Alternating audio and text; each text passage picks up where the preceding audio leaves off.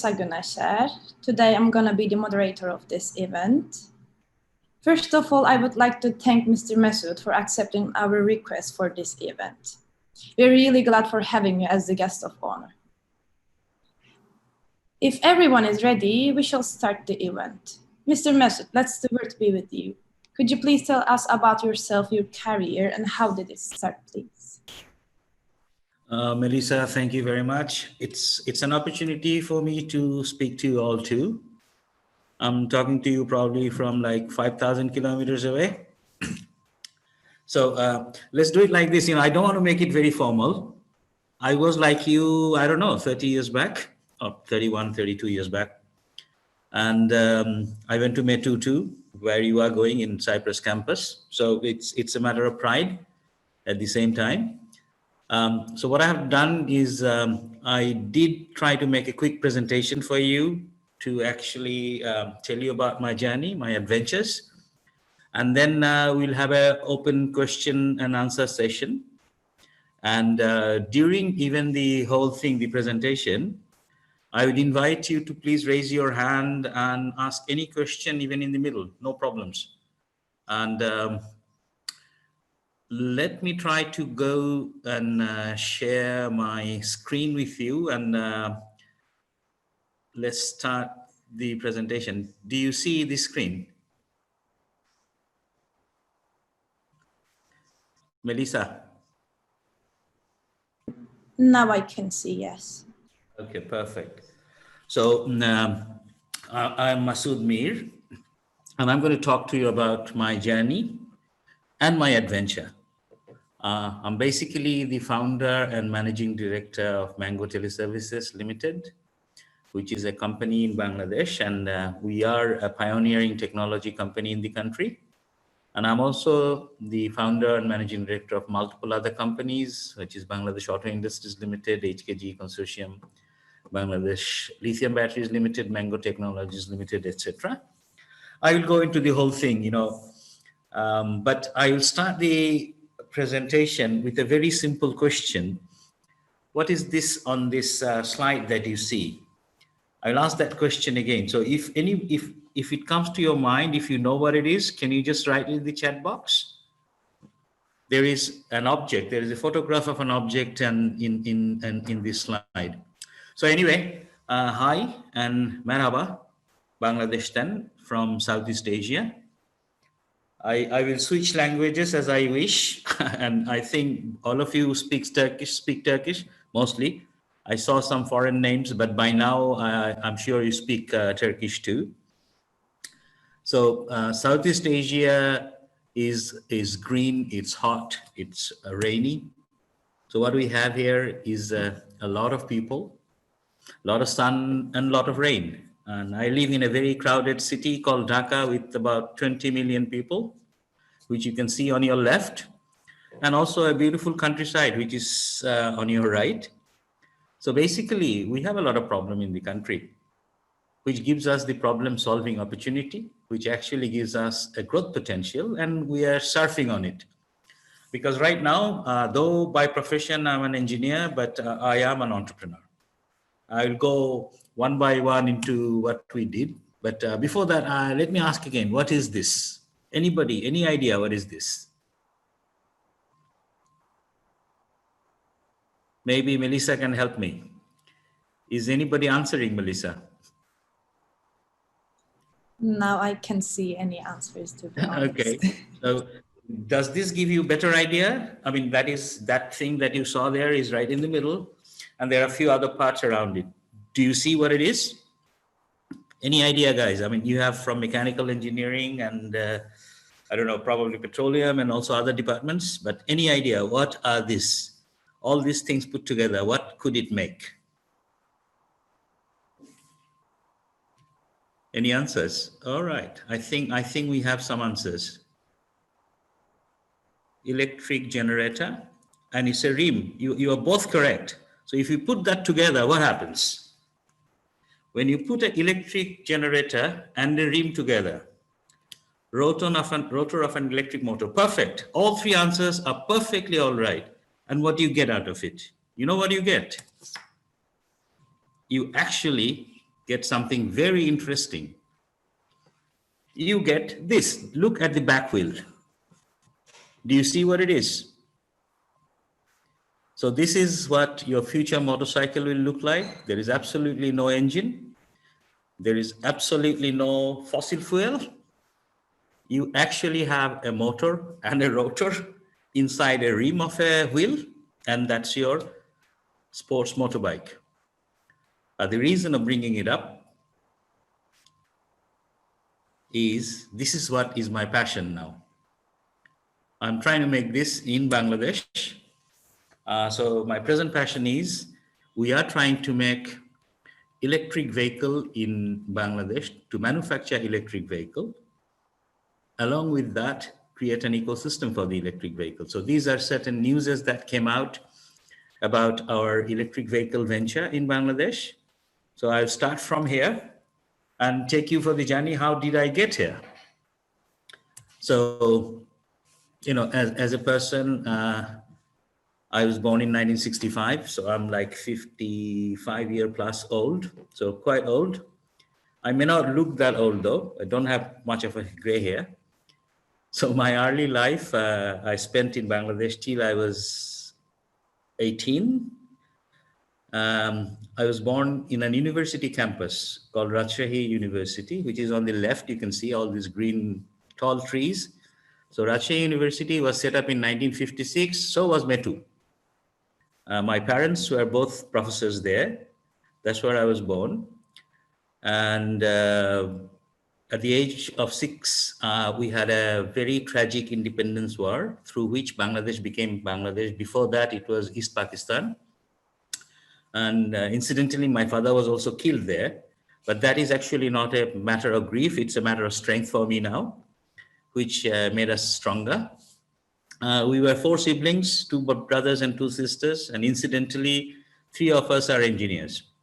And 1 is a psychologist. So the psychologist one is an university professor in the same university in Rajshahi. I am an engineer turned an entrepreneur. My sister is an engineer working in the Silicon Valley for a company called AMD. My brother is also working in the Silicon Valley for a company called Cisco. So anyway, we grew up in a very energetic, educating environment, which helped me to do a lot of things down the line. Then I went to a military school, which is called Rajshahi Cadet College, or RCC, which is on your right. And over there, we were in the school for, it's like in Turkish, you call it Yatılı Okul or Kuleli in Istanbul. So, you know, I'm supposed to be a military officer, which I did not do later on. But I was very active in the schools. I was a scout. I used to participate in the debates, national television debate. I was a college cultural prefect. I was into all kinds of sports. And at the same time, I used to study. And in Bangladesh, there is a year-end exam when you're finishing your high school. So I was in the top 10 in the country. I was number 6 in the whole country. So that actually opened few doors for me. And I got a government scholarship after my high school. And I went to Turkey to study on a government scholarship. So my first landing place in Turkey was Istanbul University, where I learned Turkish for about 6 months. And then I moved to METU, Middle East Technical University, or Orta Doğu Teknik Üniversitesi. So I always say that I actually became, from a boy, I turned a man in a place. I grew up in a place where the East meets West. And I could actually see that happening both in Istanbul and METU. Being a part of Ankara, METU was actually not Ankara. METU was a different world by itself. Many of you probably have visited. It has its own campus and own culture. We call everybody Hojam. I don't know your school. From the sweeper to the driver to the Hoja or the student, everybody is a Hojam. So, and that's a culture I still try to relish and practice, which is try to be humble to everybody, give them respect, and then we get the respect back.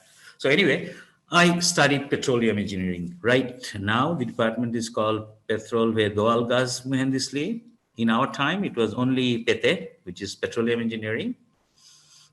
And I had a very checkered education in METU, I would say. I started off with 4.00 uh, and ended my last semester again with 4.00. So my first year was totally 4.00, fourth year was totally 4.00. What happened in the middle? Don't ask me. So I got a lot of triple X in the middle. So, which actually made us stronger. When you go into the university, you are into the education mode only, and you blindly study. After that, you got exposed to life and you do other things, which actually makes you stronger. And that way, I got heavily involved with the Bridge Club of METU. So I took the picture of the bridge and put there. METU had the first ever Spring Festival. I put the picture of 12 because I could not find the picture of the first one. So I was a member of UGT, Uluslararası Gençlik Topluluğu, and I was an organizing committee member of Birinci Bahar Şenlik in METU. I made a lot of friends, including my wife. She happens to be from Cyprus. And, life started becoming more interesting from METU. And I also traveled a lot. I traveled all over Europe in Eurorail. I traveled all over Turkey. And I always take a pride in saying that I've actually visited more places in Turkey than normal Turks. Not only the beach towns, but to Diyarbakir, to Şanlıurfa, to Karadeniz and Zonguldak, some for education, some for holidays. And, everybody goes to Fethiye, everybody goes to Antalya, Alanya, and Izmir. But apart from that, I have actually visited many other places. So I actually feel very proud of that. I know Turkey very well. And Europe also, Eurorail gave us the opportunity to travel at very cheap price, $100 for a month. And I availed that few times. So that was a great exposure for me as a student. So after that, I was also very lucky. Right after my school or bachelor's, I started master's in METU. I think during the first month of the master's, there was a headhunting seminar, or it was not really a headhunting. There was a seminar by few companies who were recruiting from METU. And one of the best companies that was recruiting from METU was Schlumberger. And they actually offered me a job through an interview process. And in our time, working for Schlumberger was actually really a privilege. So I don't know, does any one of you actually come from petroleum engineering background, or do you have any idea about this company called Schlumberger? It's a very interesting company. Okay, so somebody said something, I missed it. Can I see the reply? Just a sec. I want to see whether you actually know Schlumberger or not. Yes. Okay, great. So at least there is one yes I could see. And it's actually the technology leader in the oil field. And when you join the company, they actually have a recruiting slogan which says anytime, anywhere, and no choice. Means they can send you anytime, anywhere in the world, and you don't have a choice. If you do not like it, please do not apply. And under those circumstances, you become a wireline logging engineer. And that time, it was undoubtedly the best pay. The motto was play hard and work hard. And this is the typical Schlumberger unit that you take it to a rig and you actually log the well, you tell what's there. But as a student, I think what would be interesting for you to know, because, out of 52 students, they took one. And I was the one. I was definitely not the number one student in the class. Okay, I was probably in the top 2 or top 3, but I was not the first. So why did they actually selected me instead of these 52? And it was not only petroleum engineering. There were students from electrical, from mechanical, from industrial.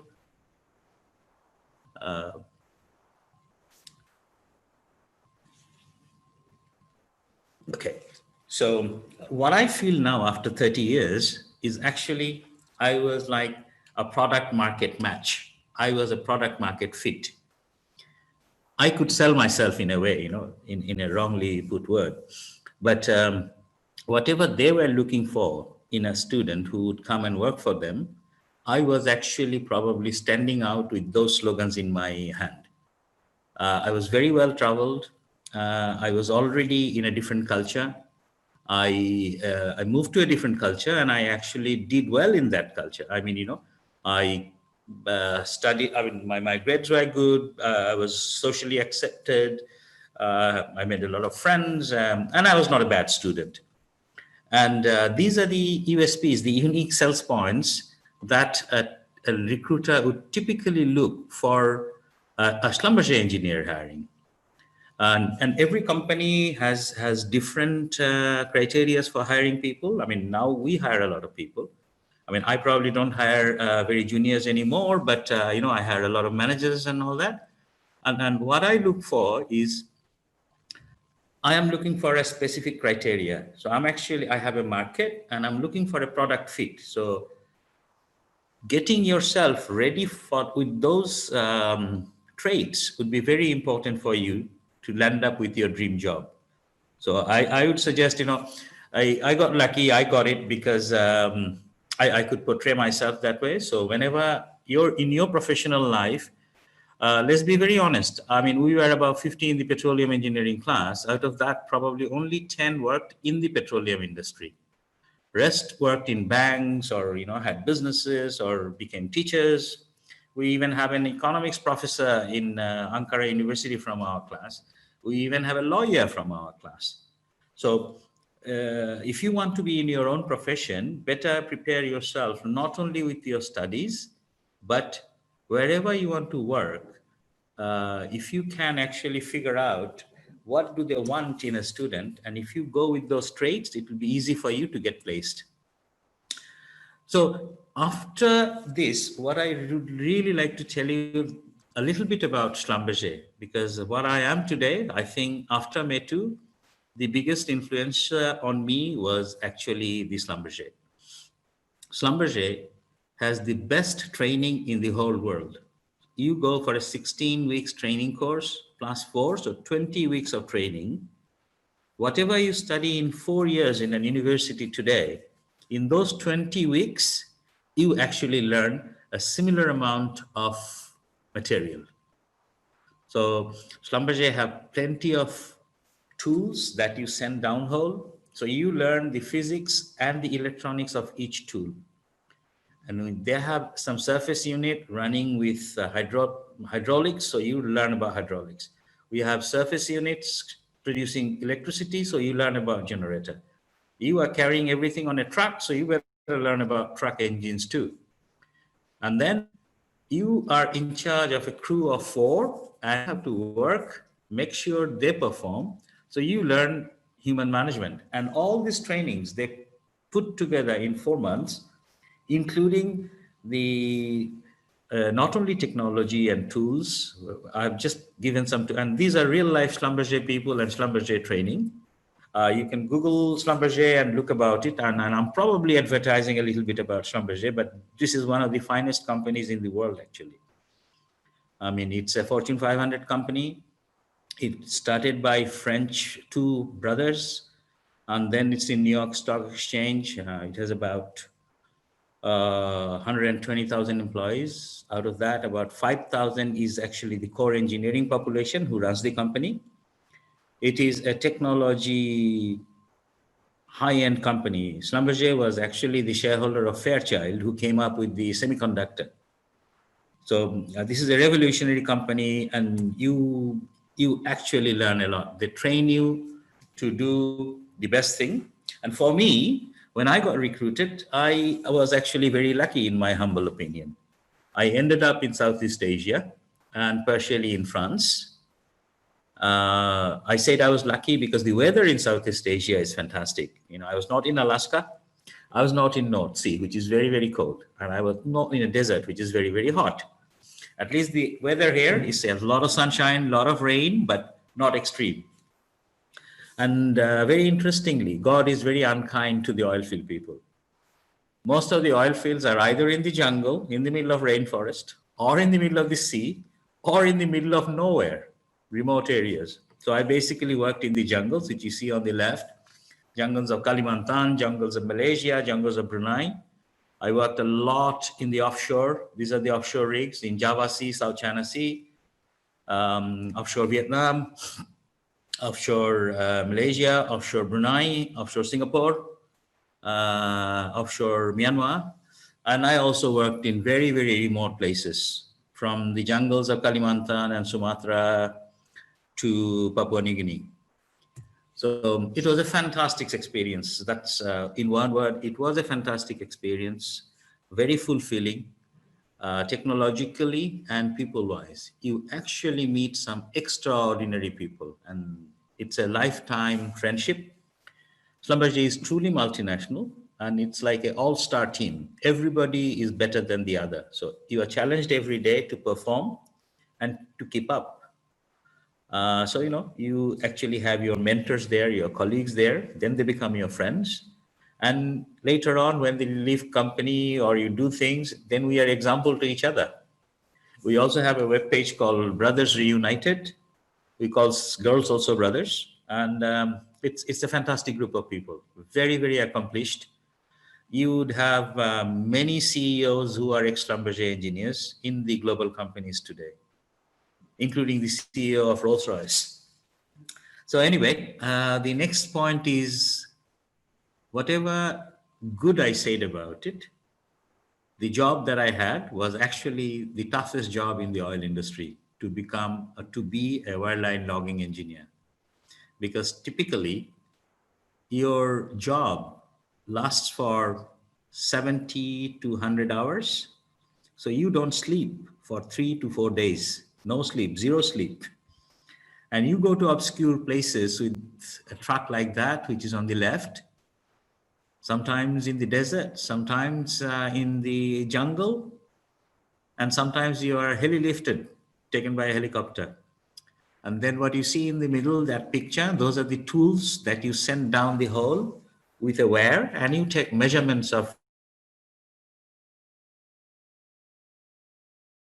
measurements, microelectric measurements, magnetic resonance measurements. And from there, you actually give them a report using which they can understand where there is oil, where there is gas, where there is water, what kind of rock it is, how many oil, gas there, what kind of pressure do you have, and how to produce it. And after that, once they get into the production side of story, then they run a casing, which is a steel pipe. You go and make holes with explosive in those steel pipes so that the gas and oil can flow. And then you put packers or other equipment so that you can control the flow. And later on, when it's running that way, you also run production logs to actually measure the temperature, the pressure, and the liquids that's coming out, so that you can control and manage the reservoir well. So airline logging, apart from those technical work, it also gives you very early responsibility. You are in charge of a $5 million set of equipment and a crew of 4 or 5, and you have a monthly P&L target. P&L means profit and loss target. You are 24 years old, 23 years old, 25 years old, fresh out of school, but you actually go out and manage a business. And the process is the teaching, the learning, and the responsibility giving process is so fast that you actually become an expert in 2 years. And it's a very, very satisfying journey. So what really happened after that? I worked in many different places as field engineer, and then kind of, like what happened in everybody's career, you cannot remain an engineer for the rest of your life. I mean, if you do, then you actually become a dead horse. So you kind of learn more things and you move into your leadership position. So you go up to the management. So that's what also happened to me. I actually came back to Bangladesh as a country manager for Bangladesh in 1994, end of 94. And I started a whole new operation in Bangladesh for Schlumberger. And we did very well in Bangladesh. I mean, we had 100% market share. I kept my market share till my whole career with Schlumberger. And at the same time, I got exposed to another new thing. the company thought I was competent enough, so they cross-trained me into telecommunication because Schlumberger was making a joint venture with another telecommunication company called Cable and Wireless, and they were training 80 of us in the whole globe to learn about telecommunication. So I got cross-trained, and later on I got also picked up to become a part of a merger and acquisition team in France. And because Schlumberger was planning to take over a company called Sima Telecom, and that also gave me a lot of business insight because I worked with very smart people from Arthur Andersen, which is Accenture right now. So it's a consulting company like McKinsey. So all this actually gives you only one thing. It gives you a lot of confidence. You really become very confident in running a business, managing a business, performing a leadership role, having a vision, which is actually coming from reality. So, what I eventually learned from my professional life, and I believe that professional lives drive us, are actually very few points. You've got to be socially accepted, which is somebody calls it cultural adaptation.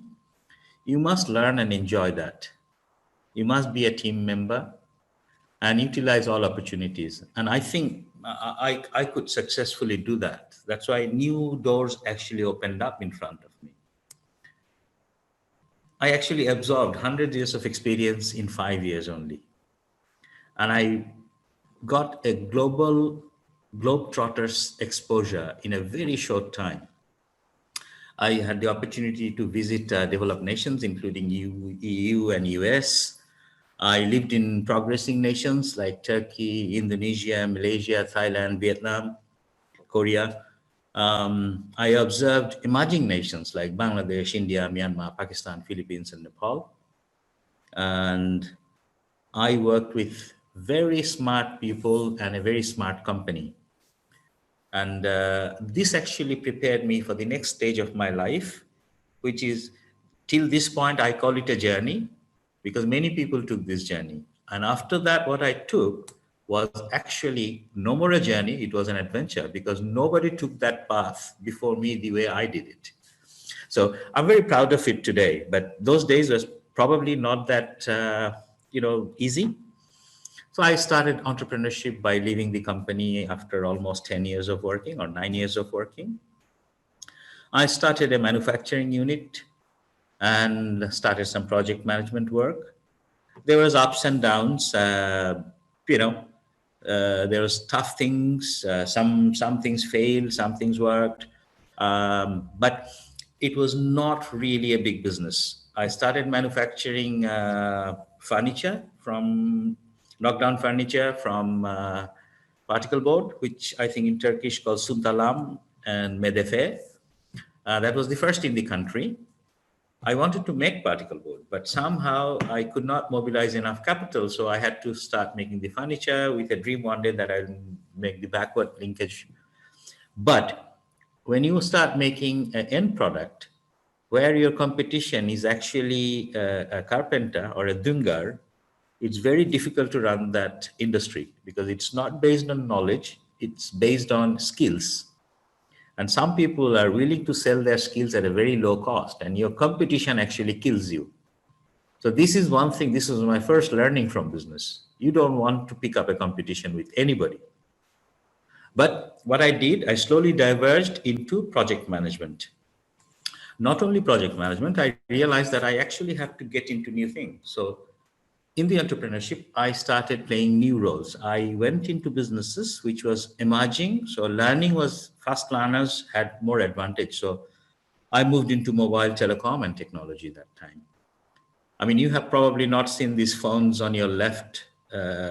These were probably before you were born, long before you were born. The first one is an ABS phone and da da da. By the time I got into telecom, I actually started from the second one. So I started selling mobile telecom sets. I started doing value-added services based on IVR, interactive voice response, and based on SMS and USSD, and started learning about a new emerging sector, because before that, before 1998, there was no mobile phone in our country. I got into this sector in about 2000. So everything was very new, and we were actually transforming the habits. And that made me stronger with time. And I also started doing turnkey contracting for telecom companies. So I rolled out a 2,000-kilometer fiber optic cable layout along the railway tracks of the country, which gives you more confidence. And then I finally moved into the operating side of business. Before that, I was a contractor, I was a supplier, I was a vendor, but I realized that the main business is actually on the operating side. So through an auction process, we formed a company called Mango Teleservices with a friend, me and him. We are 50-50 owner into that company. He also has a similar background like me. He's also electrical engineer, and he studied in Turkey, China, like I did in Turkey, on a government scholarship also. But he came back early and started business a little earlier. Since 1992, he was always in business. But I worked for a multinational for 10 years and I came back. So our combination works very well because he knew the local business mechanisms, and I actually knew the international way of doing things and the professionalism and the dreams.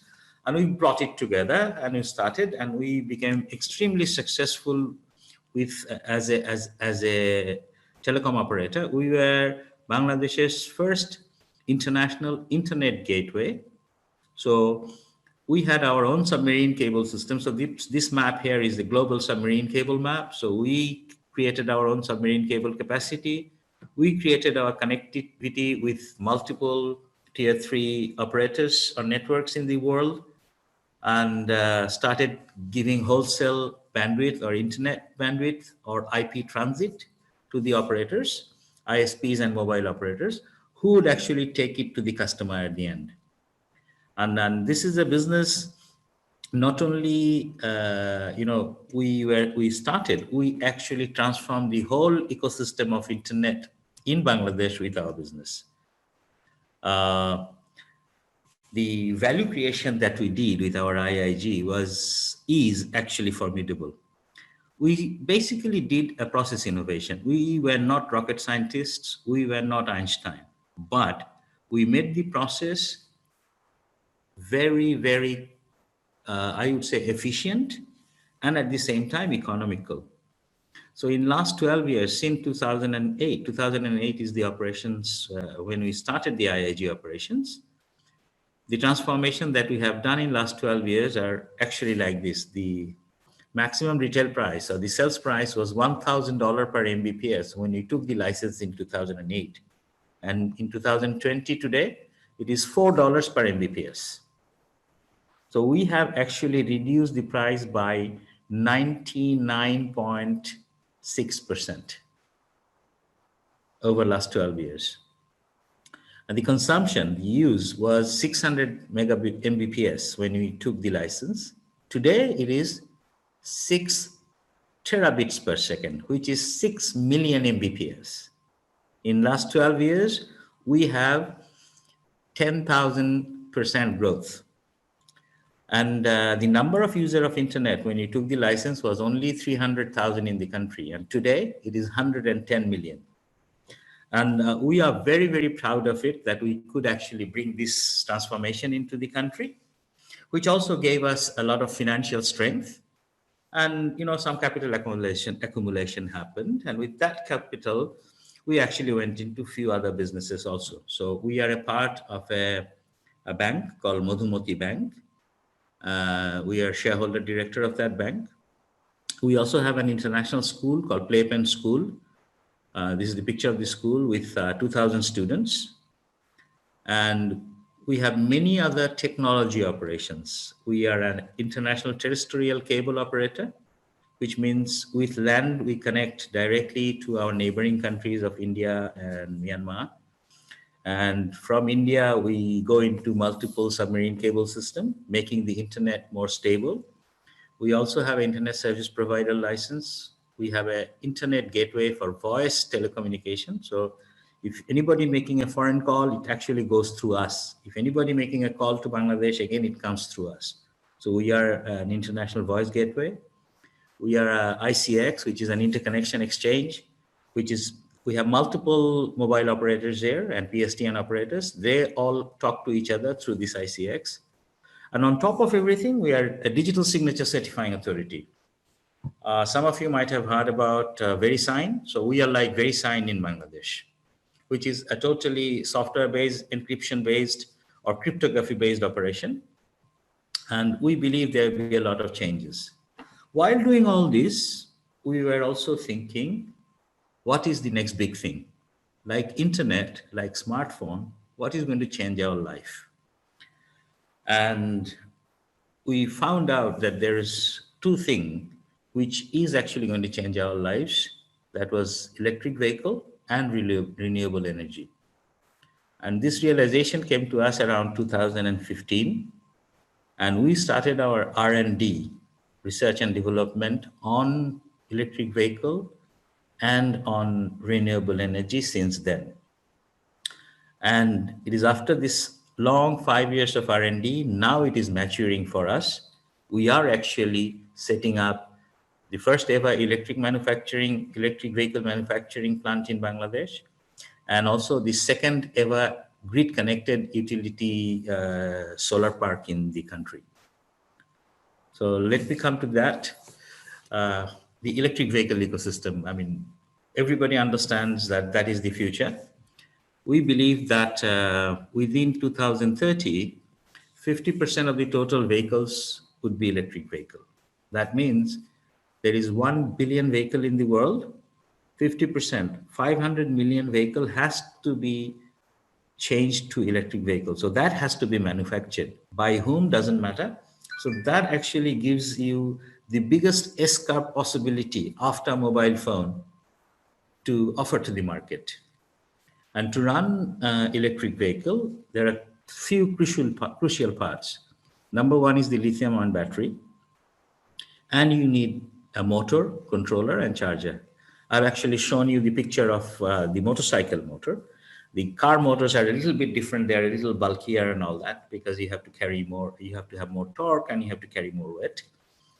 So EV ecosystem basically consists of the physical vehicle because the drivetrain, the basic windows and amenities are like the regular cars. But the power comes from a lithium battery instead of the fuel cell. So lithium battery is another important part of the ecosystem. Then the motor, the controller, which controls the motor and the battery and the charging and many other things in the car and the sensors is important. And because the battery is rechargeable, so the charger itself is also very, very important and crucial for this. And to charge this, you actually need a charging station, whether it's in your home or a third-party charging station. So that ecosystem is also very, very important for EV because your fuel is actually your charging station. And based on this, there is already some changes that we are seeing. There are software platforms for charging station common use, for fleet management, and another fantastic thing happened in the whole automobile industry. We are moving into this automated driving without a driver. And, there was already this thing called Uber and Lyft and all that, where you actually ride hailing or ride sharing. It is banned in Turkey, but it's very, very popular around the globe. People do not want to drive car, park it. They just use a car like a taxi, which is very, very competitive.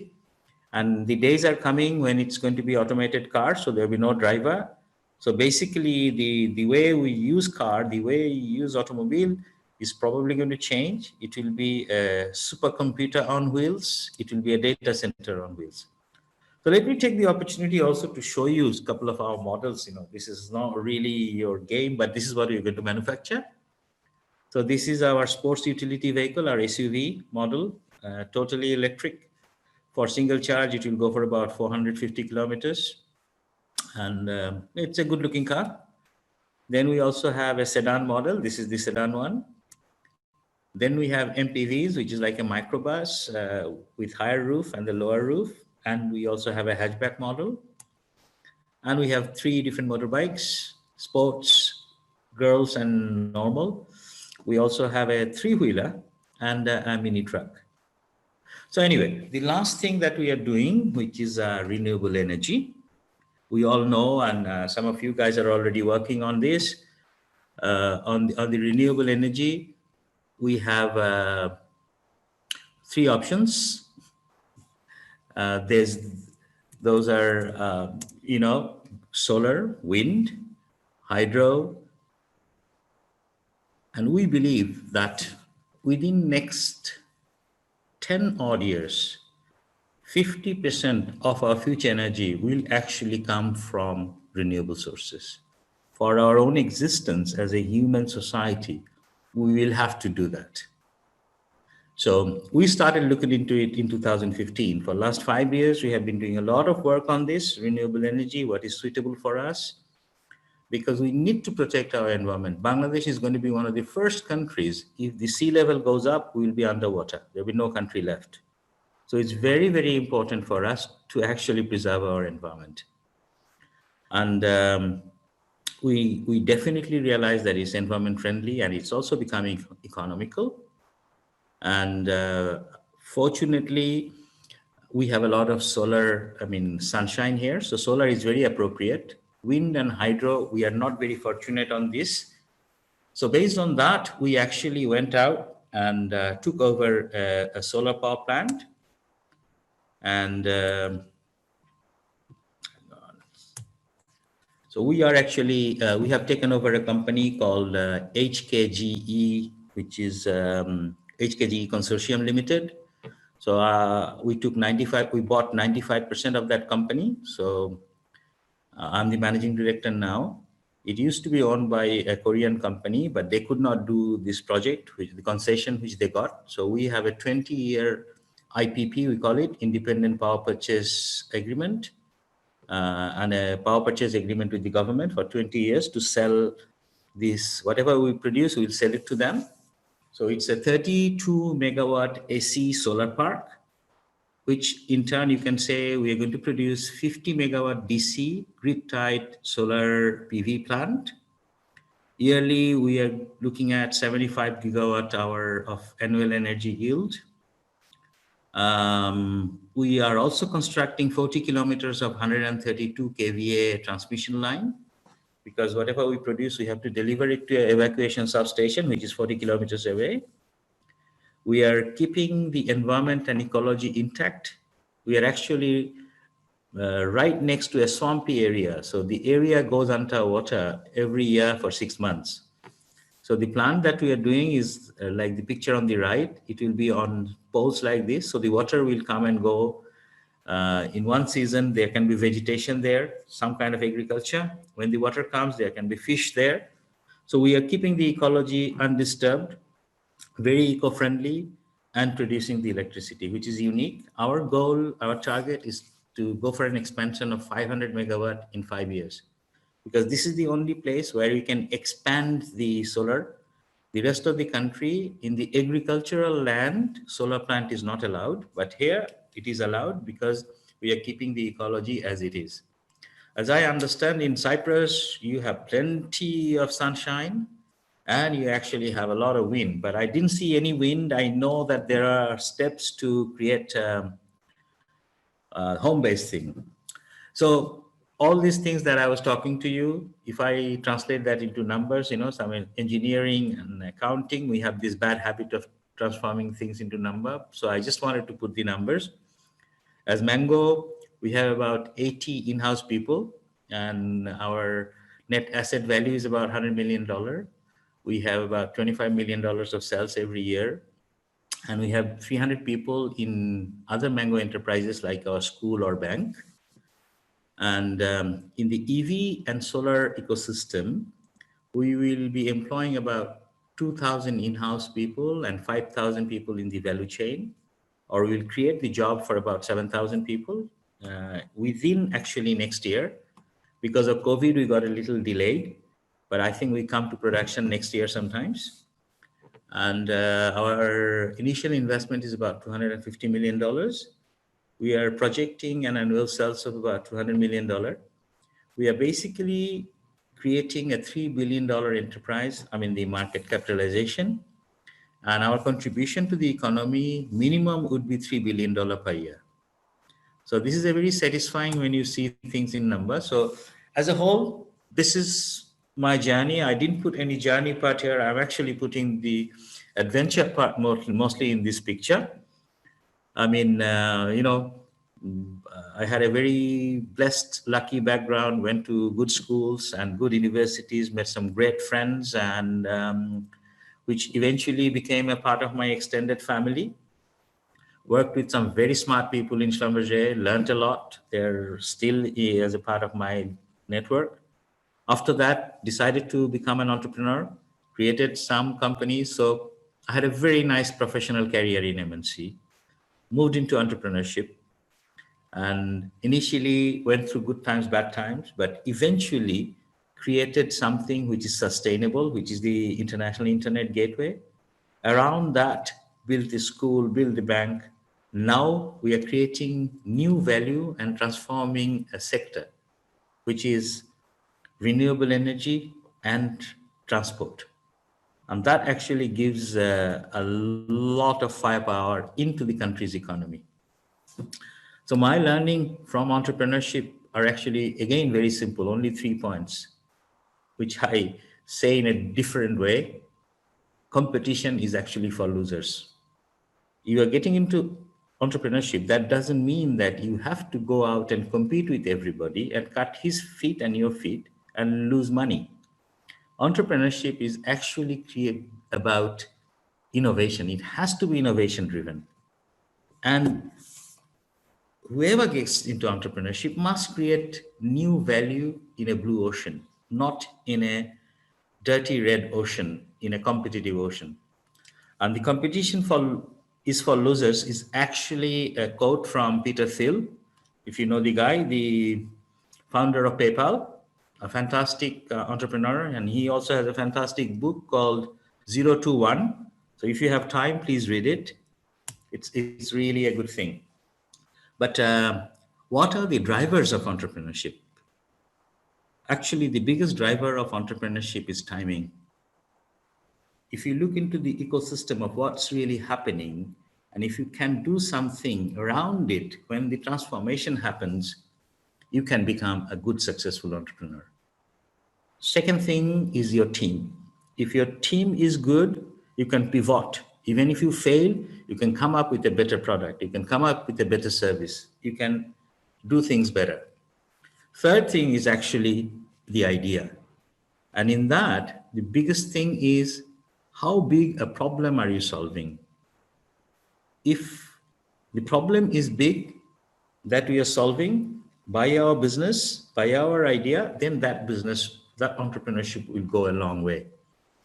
Based on these three, yes, we all have a business plan. And then the least important is actually finance.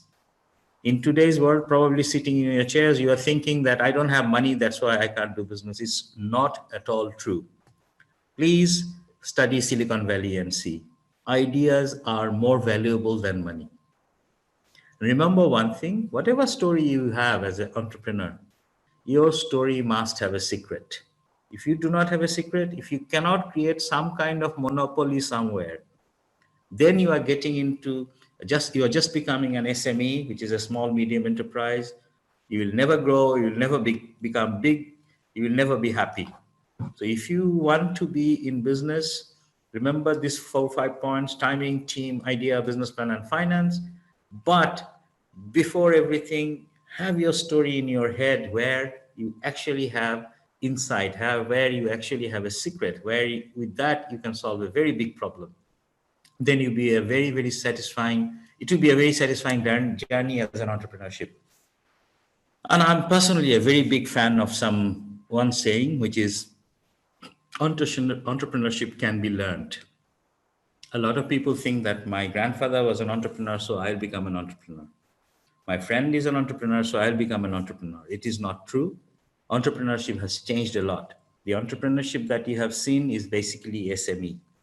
Entrepreneurship that we are talking about is creating new value. And this actually can be learned. There are two concepts I'm a very big fan of, which is called design thinking and business model canvas. So, design thinking is a process of entrepreneurship which was basically invented by Stanford, one of the best universities in the world. And it has got 5 steps. So, you approach with an empathy, you basically define your problem, and then you ideate to solve the problem, create prototype, test it multiple times, and then bring it to market and repeat this cycle. And all the successful or global businesses that you see today are actually, most of them, especially from Silicon Valley, are based on this philosophy. And business model canvas, on the other end, is again from a professor from Switzerland. I think his name is Oswald or something. It actually gives you a 9 quadrant, and you target your business either based on a customer segment, which is on the right, or your specific value proposition. It is better to target as per your customer segment. So find out a customer who can pay, then solve a problem of that customer. Bring that with a channel, support him continuously, and for that, whatever resources you need, you put together, and the activities that you need to put, you write them down. And for this, you may need to make some partnerships. You also understand that and put that. And based on that, you can also find out your cost structure and define your revenue stream. So in one page, you can actually put any business idea. And if this works out, then you can actually start doing the next step and try to become a successful entrepreneur. I mean, though today the discussion topic was not this, but I thought it's even one people, if you get into this kind of thought process, it may change many lives. So I actually wanted to touch this because of that. So my conclusion is actually for all of us from my own life, and I would be very glad to give you this same suggestion. Please go beyond to the blue ocean. Do not remain where you are. Break the wall, go out, see what's the other side of the world. And the red ocean, you'll be too busy killing the sharks. In the blue ocean, if you go out, you'll have enough time to enjoy the ocean and at the same time catch some good fish. The second thing is, please do solve problems with empathy. Engineers, we have this bad habit. We solve problems, but we do not put our empathy to it. So it becomes very mechanical. So if you come out of that, this is the empathy, please do put a human touch. And the last but not least, let's all be very humble and live a simple life. And that's how we can contribute more into humanity. After this, I would basically I would like to get into a question and answer session. So if you have any questions, I'll be very happy to answer if I can, to the best of my abilities. And thanks for your patience hearing. You guys are wonderful as I would say audience, because I actually did not expect that you will answer my first question, whether it was a motor or a rotor or a electrical coil or whatever, but and a rim, and all of you actually came up with each part together. So 4 of you together can actually make a beautiful car. That's the team spirit. And thank you very much again. And Melissa, back to you. So if you want to carry on in whatever way, you are more than welcome. Mr. Masud, thank you very much for this presentation, which was full of delightful informations and experiences. I think that will be useful for us to build a great future as engineers. If you finished, we can continue with questions, I think. Does anyone have any questions?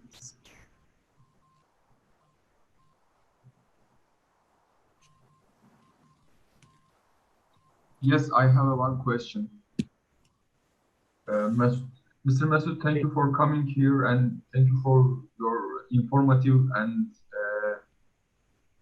great presentation, first of all. I was going to ask about if you had the opportunity to go back to your university, first year of your university, let's say, what would you do differently? Is there anything that you regret that you didn't, or you should do differently to be more successful? Let's say, I mean, to be fast. I mean, to be, let's say, better. I mean, I hope you get my point. Again, thank you for. I did get your point. I did thank you get your for, point. Thank you for coming here, and we are so happy to have you over here. Thank you so much. Thank you, Janet. Thank you. You know, let me be very honest, and you may find it complacent even. I would actually repeat whatever I did. I don't regret anything in life, because I think even if I made a mistake, it actually helped me to learn more. It helped me to learn better. So even if you give me the chance to go back again, I'd probably like to make the same mistakes. Otherwise, I would not learn. So I'm very happy to repeat whatever I have done. So I will not try to do it anything separately. And at the same time, yani kusura bakma, birinci sınıfta çok iyiydim da onun için 4-0 aldım. Ne değiştireyim ki? Yani buyurun. So go ahead. Any other questions?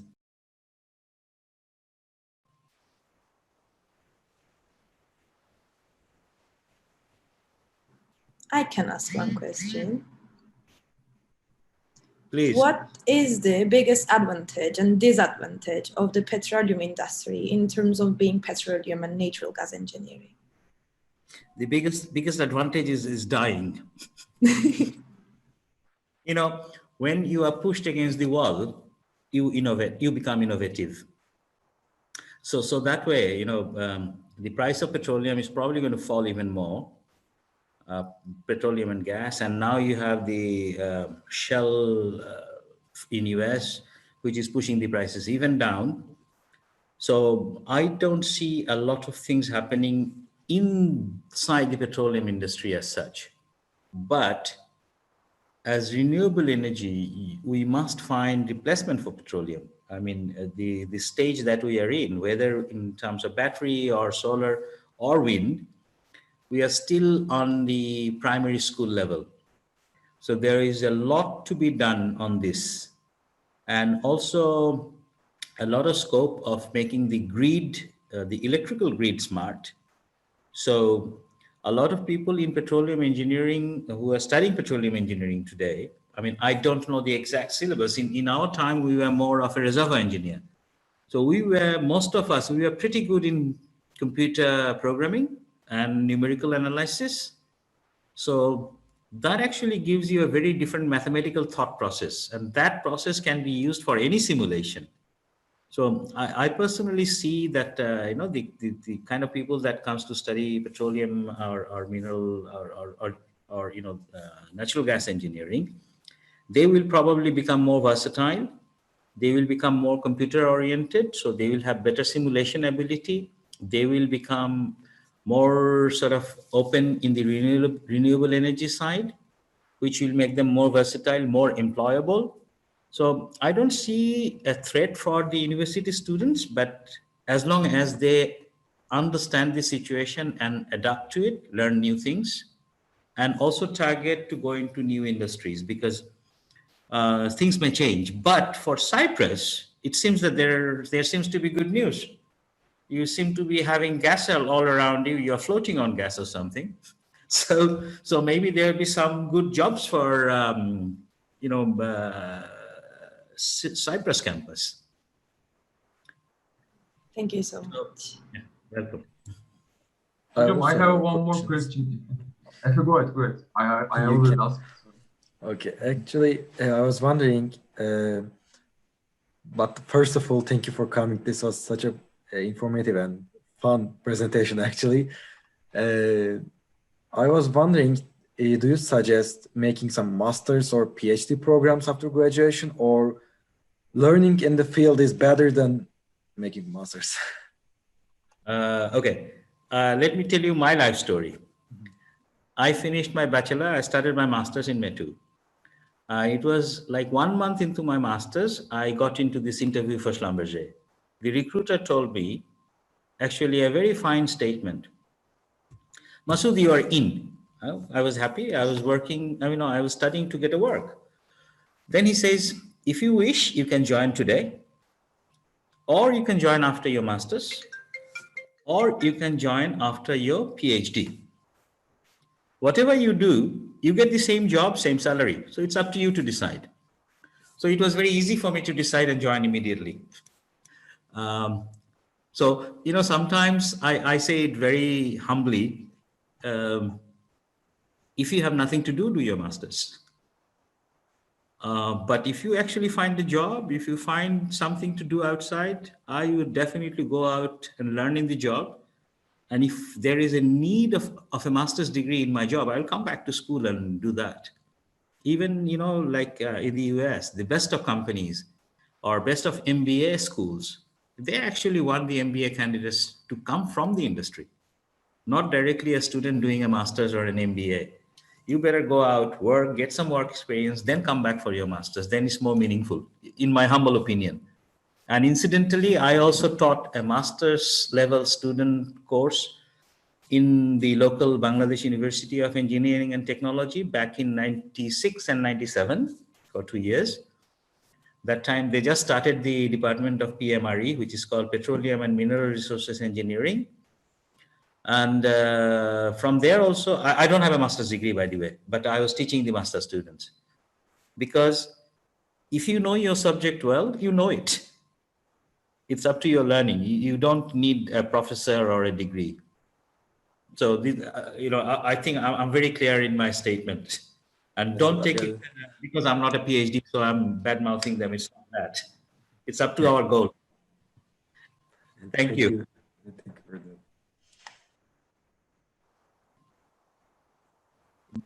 Hocam, I have a question as well.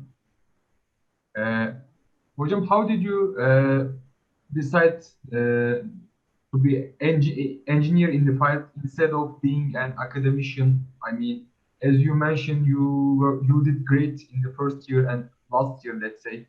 I mean, your CGPA was so high. So why didn't you continue on the academic life? And why did you choose? I'll be honest again, I'm very pragmatic. Money in the job was bigger than the money in education. I was working to get a job, to have a decent life. Academia, I mean, let's be honest, my parents were both university professors. And they were not very comfortable in their lives, I know that. Maybe it's very satisfying that you are teaching, but you actually need a bit of money, which the teaching profession might not give you all the time. And sometimes you get lucky and you have it, but industry is capable of actually rewarding you better. And especially if you are good, you might be able to do even better than industry by becoming an entrepreneur. There is a risk about it, of course, but the roads are open to you, So whoever is an adventurist, I think they would go out and work in the industry. Thanks so much, sir. Herkes için geçerli olmayabilir ama biraz cesaretin varsa niye olmasın? There is a question at chat from Nazlıcan. She said, renewable energy is something against your real profession. How did people approach this situation? She said. Oh, it's not against my profession. It is actually very much for my profession. Petroleum engineering, why are we producing this petroleum? To provide the energy, right? And to provide the energy in the most efficient way is my final goal. And I realized that whatever I have been doing, I was actually, while providing this energy, I was also killing the earth. I was killing the bloody environment. So for me, it was like a religion to get out of it, To find an alternative to petroleum is a duty for all of us if we care about this world, because we cannot really produce all this carbon dioxide and kill all the vegetation, all the people in this world, and ruin the whole environment. So it is definitely the end goal of being in the petroleum department or being a petroleum engineer was actually to give energy to people.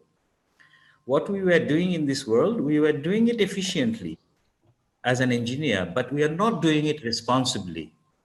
Once you get into the renewable side of things, now you are doing it efficiently and responsibly, which is more humane, which is more responsible as a person. So it is definitely not against our profession. It is actually very much pro our profession. It is just that we have to go out and learn it now. And last time, I mean, the chairman of petroleum engineering in METU right now, Serhat Akın, is my classmate. And we had a very long discussion last year. How can we start subjects around renewable in METU Ankara campus? Because that is the call of the time. And not many people actually know it. It's not only the theory, it is actually the understanding of the economics of it. So I think Nazlijan got her answer. It is, Nazlijan, it is actually, you are doing a favor to the world. You are doing a favor to our department. We are serving the same end cause with more efficiency and more responsibility now. Thank you. Also, Berk Maruf has a question. Berk, if you Yes, want. can you hear me? Yes. Hocam, first of all, I appreciate to have a conversation with you. Thank you for presentation. It was really nice. And I want to ask, you said that your close environment had a chance to play a role in Silicon Valley. And didn't you have the same willing or enthusiasm for that? And if you would be participating, what would be your critical points or critical movings as an engineer, first of all? Thank you. Can you ask me again? I might not have understood your question properly. Hocam, once you said your close environment had a chance to play a role in Silicon Valley, right? And I wonder if you have the same willing or enthusiasm for that, or if you have, what would your critical points or critical movements as an engineer, first of all? Okay. I mean, you know, the way I see Silicon Valley is actually quite simple. Silicon Valley is riding on the surf of innovation. There is continuous innovation by very smart people, and the engineers are making it perfect. Because when the groundbreaking idea comes in, it is not a foolproof idea. It's a proof of concept. And to create that proof of concept, you actually need these real engineers to do the validation, to do the final implementation together. So if I got your questions correct, I mean, that's the role I see. I mean, not every engineer will become an innovator or will really do the innovation. There will be very few people who will come up with the innovation.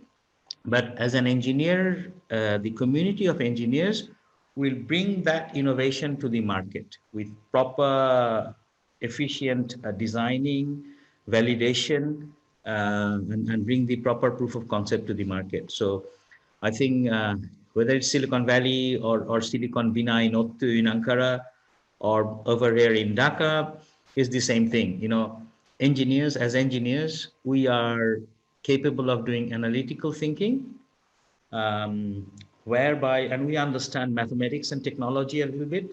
Our logic is strong.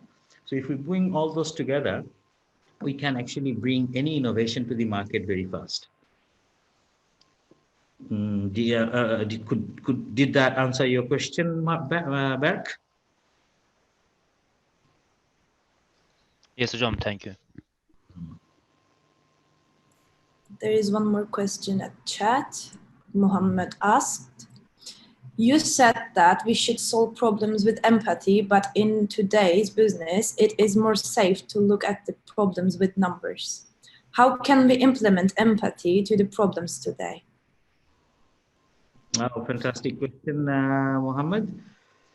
Uh, that is the task. I mean, if you really want to be a successful entrepreneur, and if you really want to be a big enterprise, you cannot live with numbers only, because numbers are not sustainable. Yes, number gives you a profit today, but what will you do tomorrow if you do not understand the pain of your customer? What happens is, when you bring in empathy today with any solution that you produce, um, I can suggest some reading for you. I mean, even you can do it in the YouTube, go to Stanford lectures. Stanford's this design thinking actually answers your whole question very, very clearly. And Stanford is one of the finest universities in the world. I know the birthplace of most of the big tech companies that we see today, whether it's Apple or Facebook or Google. Everything almost came out from Stanford. Maybe not the founders, but the main team is from Stanford. What we all believe today, engineers are typically told or taught to look into the numbers and take decision based on numbers, which they do, which is not bad. But what is the impact on their customer? I mean, user or the person who is holding it. Are they comfortable with it? Are we really touching the real problem? Are we actually getting to understand it from their perspective? If we do that, I think our solutions would be a lot better. We'll never forget the number, but number together with human touch, with empathy, will change it all. And you can also, I mean, I don't know if you have read this book called Satya Nadel's new book. I forgot the name. Satya Nadella is the Microsoft CEO. And in first 3 pages of his book, he actually makes it very clear. I'm no different than any other, but I bring in empathy. And that is why I'm the CEO of Microsoft today. And empathy actually makes a tremendous amount of change. Otherwise, it's like being a soldier. I would rather ask you, do you know the difference between a soldier and an entrepreneur? Anybody who can answer this? What is the difference between a soldier and an entrepreneur? Any volunteer? I mean, okay. They are just the opposite, because soldiers can only carry out orders. Without order, he doesn't move. And he is only allowed to do things within the defined boundary. Entrepreneurs do just the opposite. You'll find it very difficult to give orders to an entrepreneur, because he has his own mind. He's thinking about something else, which is beyond the boundary, which is totally 180-degree thinking difference between an entrepreneur and a soldier. Entrepreneur does not necessarily mean a shopkeeper. Entrepreneur is somebody who actually, I'm talking about idea-driven enterprise entrepreneurs. So they actually come up with ideas which change people's lives. And that's where empathy is very important. That's where innovation is very important. So soldier and entrepreneur are two different characters, because soldiers are taught to remain within a boundary and perform only the orders. Entrepreneurs are doing just the opposite. They're always looking beyond the boundary. Where is the blue ocean? Where is there is no competition? Where can I create a lead? Where can I actually come up with some new innovation? And he is going out and creating his own laws, own regulations, which is very much against the sort of philosophy of a soldier. So anyway, guys, I mean, buyurun, bir daha bir şey soracağınız varsa devam edelim. Thank you so much. Is there anyone who has a question? Can I ask one more question if you have time? I have time, it's already past 12, but I don't go to bed early, so no worries. Oh, I'm sorry for that. I was wondering, I also want to focus on energy industry, renewable energy industry, and I am a mechanical engineering student right now, and I was wondering, what is your suggestion for it? Okay, should I be very honest? Yeah, Okay. Okay, the way I see, I mean, are you from Turkey or Cyprus? If you are from Cyprus, I see that there is a fast growing solar energy thing happening in Cyprus. Um, whenever something happens, it is typically the business people doing it without really the knowledge. That means there will be a lot of inefficiencies and there will be a lot of unaddressed needs. So if you're from Cyprus, that is the first thing you can definitely look into, solar. I don't know where exactly you would fit in, but you can start something there. Number two, Cyprus seems to have a lot of wind flow, but no turbines. So that's another thing. You can always look into wind energy, because I think I remember Silvili Tepe or something on top of that Bashparmak. So there is this television tower. Right next to it, there can be 10 windmills tomorrow. And you probably know that each turbine today produces almost like 3 megawatts of energy, 3 megawatts of power. It's a lot of power. Also, around Karpaz area, you have plenty of free space and a lot of wind. So I see a lot of wind potential in Cyprus. I don't know what is the regulation, but this looks like a good opportunity. But the problem also, there is a problem. Whoever does energy projects today globally, we typically follow, you guys should learn this and study this, in my humble opinion. There is, have you ever heard of IFC, International Finance Corporation, which is a private sector arm of World Bank? World Bank and IFC has a lot of publication on private sector renewable energy deployments. And typically those are done through a solid contract with the government, which is called PPA, Power Purchase Agreement, and IA, Implementation Agreement. So IFC has guidebooks or guidelines for solar business. They call it solar park developers guideline.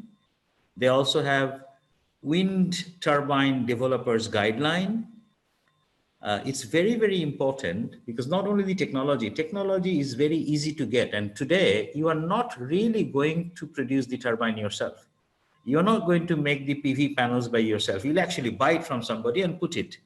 So there is no technology in this game. It is actually to understand the regulation, to organize the finance, and to sell it to the government, or if you are utility connected to the grid. And in that, understanding that ecosystem, the globally acceptable ecosystem, which actually creates an environment of investment for everybody, is very important. So please review the IFC guidelines, which explains all the steps of these businesses, all the contracts that you need to do. And when you go through this guideline, what happens is raising debt for this kind of projects. Debt means loan for this kind of projects becomes easy, because typically when we are doing a renewable energy project, if it's a $10 million project, you actually invest $3 million and the banks lend you $7 million. Why they lend you? Because the government is going to buy from you for next 10 years, 15 years, 20 years. So it becomes very win-win situation for all three parties. Three parties means the government, who is buying the power from you, the investor who is putting the money, and the bank who is lending the money. So everybody remains in this safe cycle. So Cyprus, this is what is missing, in my humble opinion, because you don't have the presence of World Bank or IFC in Cyprus. It's there on the other side, but this side I don't know. And you don't really have banks lending in such a stake. Probably they do, but to a very limited group of people. So when you read this guideline, you will understand what point to start first. I think it is the regulation the government should look into. And they should also follow the similar guidelines, which is globally followed. Then there will be a good opportunity for young engineers or entrepreneurs to get into this sector in Cyprus. On Turkey, on the other hand, I think solar already has a fixed price of 13 cents. You can go ahead and do it. There is a fit rate or something. I don't know the exact thing, but the negative thing in Turkey is the purchase guarantee is not for 20 years, it's for 10 years. So the profitability for investors is a little less. Wind also, Turkey has a straightforward system. And in last year, this summer, we went there, Çeşme and around that area, they have a lot of wind turbines. As I know, Turkey has many more wind places. And on the renewable side, Turkey also has another interesting thing, which is the geothermal. It's not hydro directly, but geothermal, which was running very, very hot around Izmir area and Bursa area, I guess. But I really don't know the present situation. But looking at the whole picture, you know, in the oil industry, you could only work. You could never set up an oil company. But in the renewable industry, on the other hand, not only you can only work, you can also become an entrepreneur into that industry. So that is the better thing about it. It is more democratic. It is like internet. You can go ahead and participate. It is not centrally controlled anymore. Thank you. Thank you again. We can take the last questions if there is. Before ending, I would like to take a photo of this meeting, if you're okay with this. Please, by all means. Okay. Caner, will you take the photo? Okay. I'm counting. Can you open your cameras? Okay.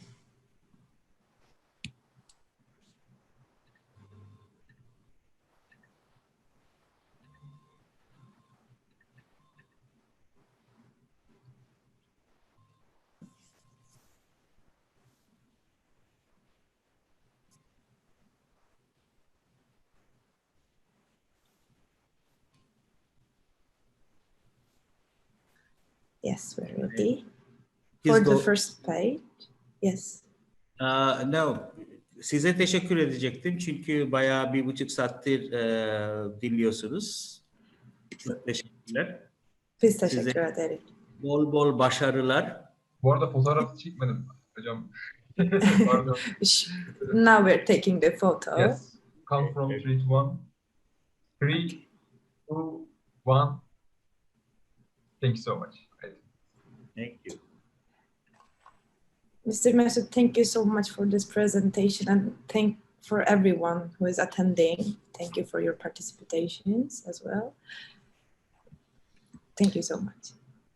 Teşekkür ederiz. Size de başarılar, mutluluklar.